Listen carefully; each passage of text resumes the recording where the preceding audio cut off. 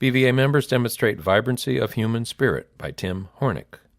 A couple of photos are also included with Tim's article. The first of the two is a 90-degree view of a gentleman and a lady walking together. Both have broad smiles. The gentleman who is on the left in the photo is holding a white cane. The lady has a strap of some type around her shoulder. Both individuals have an entry number attached to their shirts. The woman's number is 2556. The man's number is partially covered, and only the number 12 is seen. In the background, desert foliage can be seen. The caption describes the photo thus: "It may be the last 26.2 miles, but both Lonnie Bedwell and Nancy Standage have still enough left in them to offer a smile or two." Photo courtesy of Victor Henderson, Blind Endeavors. A second photo shows four gentlemen standing side by side with each turned in one direction. They appear to be attentive to something occurring in front of them. Only the second one from the left is smiling faintly. The two middle gentlemen are wearing light jackets, while the two others are in short-sleeved T-shirts. White canes are also seen with the first and third gentlemen. The sky above them appears dark, but there is considerable light on the ground. Many other individuals are seen in the background. The caption states, "Left to right, Nate Gorham, Tim Hornick, Steve Baskus, and Kevin Baskus await Baton Memorial Death March opening ceremony." Photo courtesy of Victor Henderson, Blind Endeavors. The body of Tim's account begins with the following: "The 26.2-mile Baton Memorial Death March challenges one's humility, endurance, and perseverance. The ordeal originates on high desert trails that consist of sand, gravel, and paved roads within the Organ Mountains in southwestern New Mexico. The Organ Mountains Desert Peak National Monument, located 10 miles east of the city of Las Cruces, was created in May 2014. The elevation of Las Cruces, 3,908 feet above sea level, adds an extra bonus challenge for participants who hail from lower altitudes.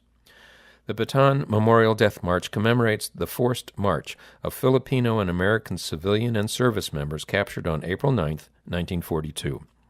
Approximately 10,000 individuals died along the roughly 62-mile route to the Japanese camps. The original participants consisted of the survivors from the Battle for the Philippines, which began in December 1941. Reflecting upon the casualties from the original death march and what the survivors endured leaves me speechless. The stroll we do today keeps these brave souls alive. Listening to those around you and assisting your fellow marchers provides a glimpse into this tragic event. Even more inspiring is the chance to meet and talk with the actual veterans of the Baton Death March. Colonel Ben Scarden was 24 years old when captured by the Japanese.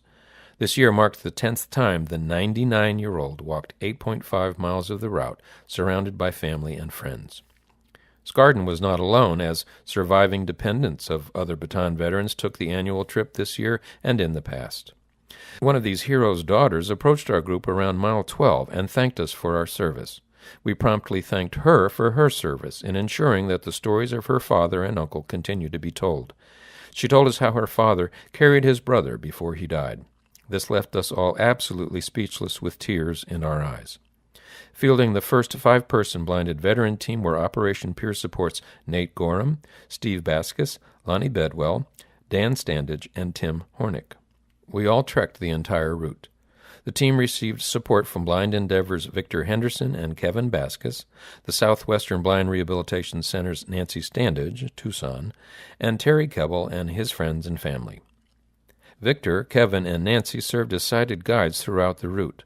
Terry and Mary Ellen Keble hosted our group with the assistance from their friends Jim and Nina Schaefer, Al and Marie Huey, and Harry and Eileen Monaghan. We also had the distinct pleasure to meet fellow blinded veteran and hero Marshall Lynch, who charged across an island with 75 Marines during World War II. Only 18 survived that particular operation. If you're wondering how 5 blinded veterans navigate a 26.2-mile trek through the desert, let's just say that it required some trial and error. First, we used a combination of trekking poles, white canes, iTunes music, and other vocal commands. Our formation possessed a center point consisting of Kevin and Steve Baskus walking in single file connected with a cane.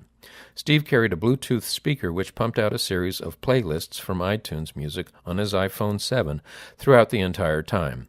The music allowed everyone else to orient themselves off the audio cues. Lonnie, with his tremendous hearing, followed behind Steve with a trekking pole and white cane. I floated behind Lonnie or Victor, relying on either 2 trekking poles or a trekking pole with a white cane. Nate and Dan relied on their residual sight and canes with guided assistance as needed. As a VA BRC instructor, Nancy ensured that we stayed on point and did not go wandering off through the desert.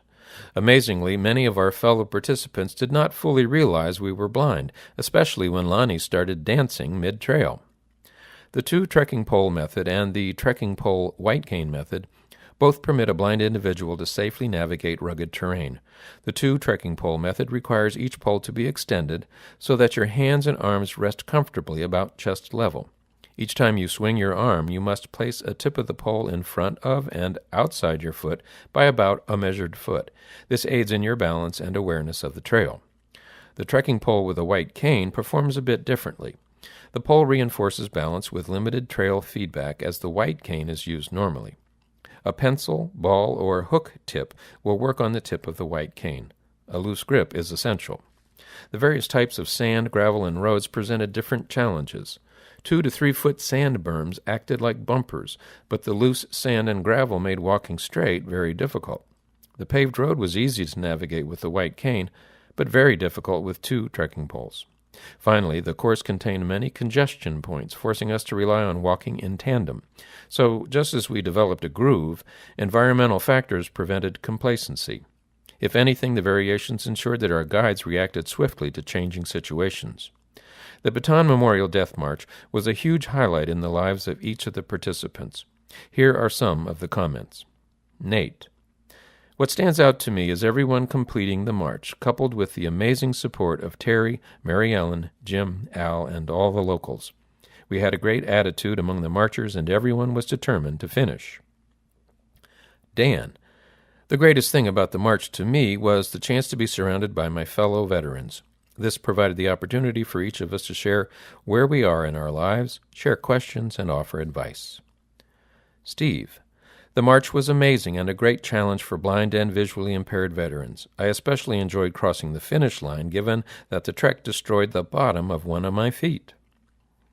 Lonnie: I should have found the time to train better, which drives home the point that no matter how busy I am, I have to find time to stay in shape. One of the toughest aspects of being blind is making time and developing strategies to engage in physical activities.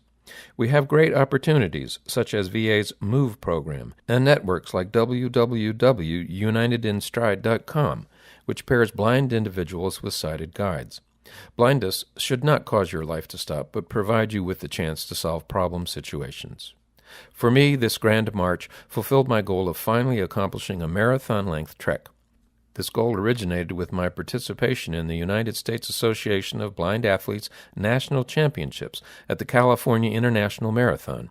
I can't think of a better way for the goal to be fulfilled than at an event commemorating one of the most significant war events in modern history.